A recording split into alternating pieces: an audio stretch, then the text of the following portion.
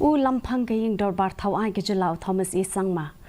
Bishar Bniah ki dorkas ban wengno persha ki laingut ki MLA berim ke seng Kongres ki bela let penia so dangshen syaka seng NPP.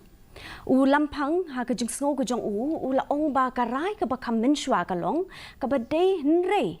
Watla kata pa shenong ya sat an jong ke jelaban yo ya ke jengut jong Nakaliang MLA bang marway na ke seng Kongres ba Ronnie V Ïingdorbar ai artli ki dorkas siya Lamphang ke Ïingdorbar Thawaiñ Thomas Isangma. Hakaba dawa ba de benle AA persya ba Celestine Ïingdorbar ba Charles Marngar ba uba Gabriel Walang hapo KHASI. And I found it whatever decision was made from the Speaker's office. I still consider it very valid.